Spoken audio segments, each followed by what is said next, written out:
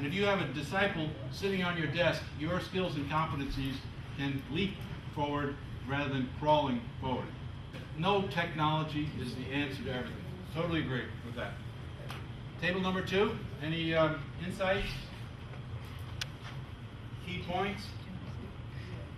No insights. Pass?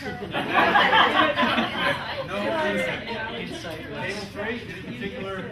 Okay, I thought. Wait a second, we'll come back to you then. You They do have a number of us have been involved in a lot of simulation sort of things, and we thought that those were fairly valuable. And also, you know, I from personal experience running what-if scenarios against your people is, for example, disaster response sort of thing. So, and all of that is a type of simulation. Yes. As well. So simulation can be a very powerful learning tool. Absolutely. Personal experience you're saying. Yes. Okay. Well, they passed. We'll come back to them.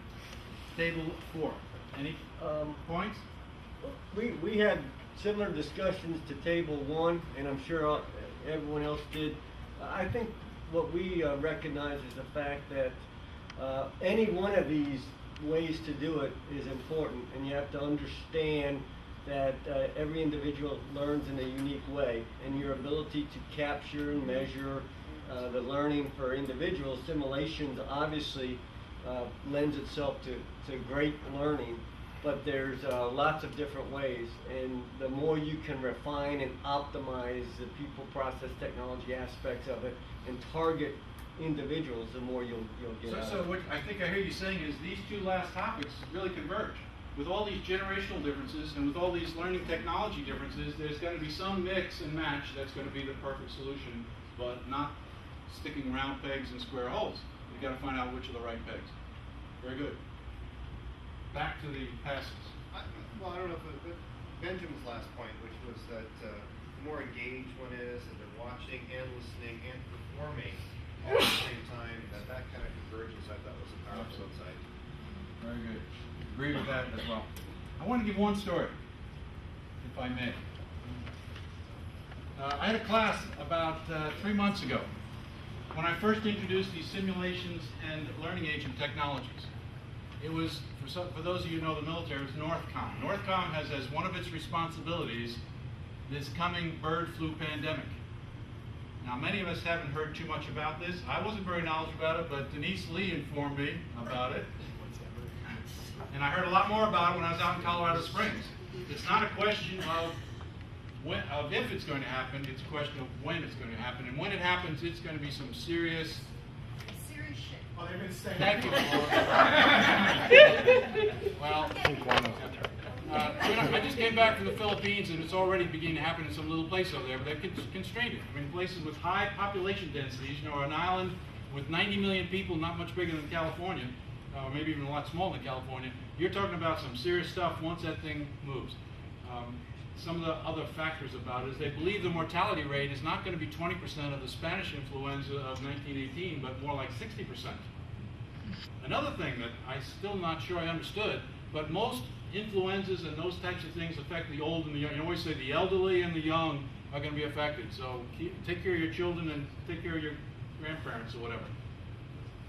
Uncharacteristically, this is going to affect the middle, healthy people. There's something about the immune systems that's going to make the middle range, these X's and Y's, are going to be disappearing. That's our workforce. That's a serious shit. So here's one of the things we did as our planning session at the end of the week. We dabbled with this, and I don't know if they've taken it any further, but think about the potential of these two technologies I've just told you about. Let's create a simulation of the firehouse, the police station, the emergency response, the X, Y, and Z's of who would respond, the hospitals, etc. Who would respond when this pandemic hits? And you're going to send those simulations back and say, these are the crappiest simulations I've ever seen. Okay, fine, what was wrong with them? And you're going to give me some feedback. And I'll say, okay, version 2 of the simulation was out the firehouse number 2, police station number 2, emergency response number 2. And you come back and say, oh, that's pretty crappy. Well, this time it's only pretty crappy, not the crappiest thing. And we've learned a little bit. Okay, the simulation has improved. We go third, fourth, who knows how long. I mean, there's billions of dollars that are being spent on this because there's hundreds of billions of dollars at risk when it happens. So money is not the object here. It's if we can create a good simulation. Maybe it takes 5, 6, 8, 10, who cares? 10 rounds to have a really powerful simulation. Now, in those 10 rounds of building that really powerful simulation, you've also simultaneously built your learning agent. Now, here's what you do. You send that simulation out to every firehouse, police station, emergency response across the entire United States. Everybody who's in these positions must play that game once, just so they understand the implications when this thing hits. Now, maybe 2 or 3 years, or 5 or 10 years before it hits, they'll have forgotten most of it, but they'll still have some appreciation for it. But the day it hits, the expert system is on their desk that has all of that captured expertise. So now they have someone that tells them precisely what they should do, not running around like Chicken Little with the sky's falling. I think there's great potential in those kinds of answers.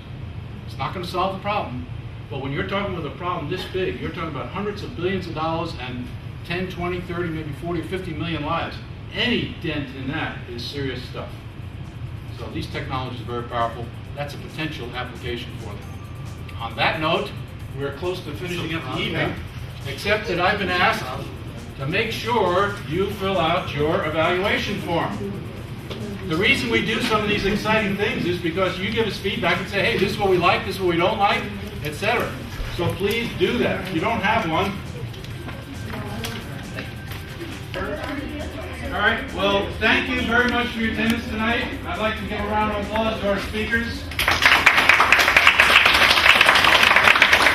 And a round of applause to you all for coming. We'll see you again soon. Our next meeting will probably be in September. We take a little lapse for the summer so everybody can go off and enjoy themselves. And don't forget, we put out an appeal for those who like to get involved in the leadership for next year's term.